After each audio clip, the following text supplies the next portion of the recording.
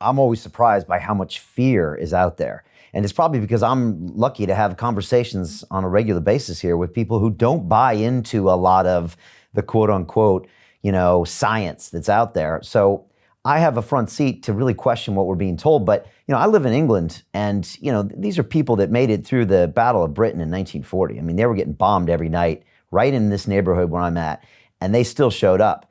And yet I've been shocked to see how scared and frightened they are to come back to work. Now, I don't believe in surveys, but I was talking to Dave Rubin last week, and I was telling him there was a survey that it said 68% of the British public would rather lose their job than go back to work and risk getting the coronavirus. And that blew my mind, that even at this late date, people would still be that scared. But it goes to show you the kind of what's been done to the people with with fear, and fear can make people do things. And like you said, it has historically. So they even said something in Britain the other day. They need another campaign now to get people to go back to work after the first campaign to get people to stay home.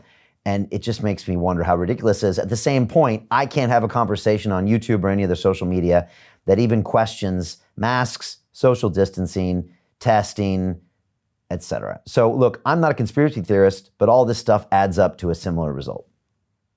Well, and I mean, there's a highly instructive British philosopher, Thomas Hobbes.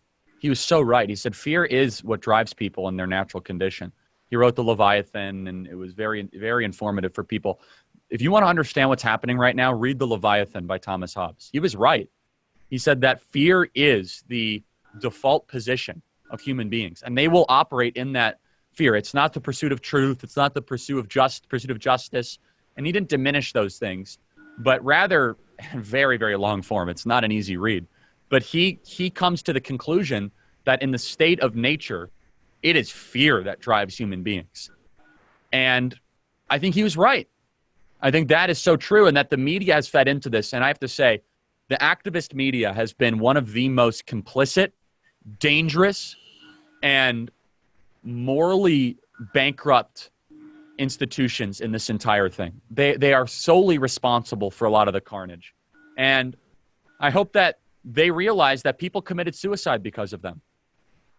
I hope the media realizes that people are dead because of them, not because of the virus. People committed suicide because of the media. How was that possible, you say? We shut down Western society because of the media. Basically, people committed suicide because of that. More people committed suicide in California than of the coronavirus. All death is tragic.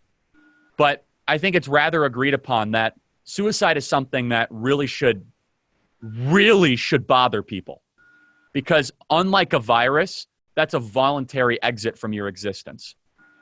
That's something that is very, very troubling for me. I've lost friends to suicide.